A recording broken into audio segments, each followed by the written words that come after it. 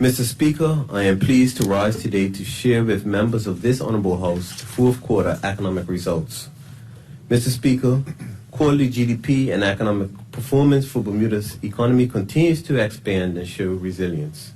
The Ministry of Finance estimated that the economy in 2022 would have grown by 3.4% to 3.9% in 2022. Quarterly GDP figures reflect a strong trend in that direction. The quarterly GDP estimates indicate that the economy has expanded by at least 5.9% in nominal terms in 2022. In real terms, the inflation-adjusted economy is estimated to have grown by at least 2.9% in 2022. Real GDP in the first quarter of 2022 has been revised upwards from a 5.2% increase to a 5.7% increase. Second quarter GDP has been revised upwards from a reported 3.9% increase to a 6.8% increase. And the 5% contraction in the third quarter has been revised to a 2.9% contraction in quarterly GDP. In the fourth quarter of 2022, the economy returned to positive quarterly growth. After adjusting for inflation, the GDP in constant prices increased by 2.4% in the fourth quarter of 2022. The level of economic expansion was a direct result of increased household expenditure and growth in the export of goods and services. GDP in corn prices increased by 5.6% during the fourth quarter.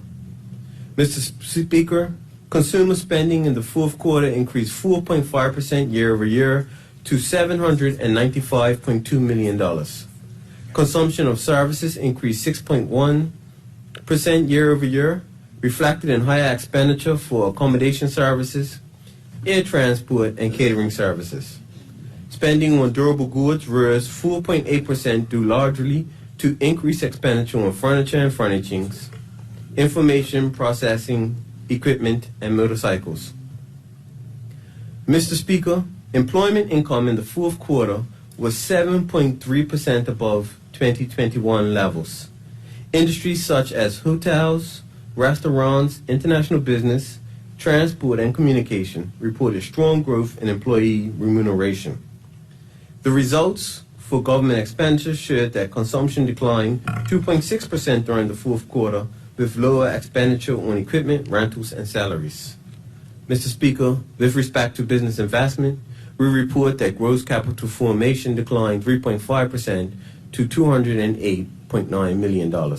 Investment related to construction fell 1.4%, while investment in machinery and equipment decreased 5.5% due to lower imports of agricultural machinery, office furniture, and equipment and industrial machine parts. Mr. Speaker, the fourth quarter balance of payments indicates that Bermuda's trade with non-residents resulted in a $161 million surplus for the fourth quarter of 2022, down $64 million from a year ago. Services transactions realized a surplus of $45 million, narrowing $43 million year over year. The decrease in the surplus balance reflected decrease in the business service account and transportation account balance. The surplus on Bermuda's primary income account rose $12 million to $494 million, due mainly to increase in net employee compensation. Further, Mr. Speaker, reports show that the fourth quarter international investment position for the stocks of foreign assets held by Bermudan residents above its stocks of foreign liabilities increased by an estimated $4.3 billion. The net IIP increased by $569 million for the third quarter of 2022.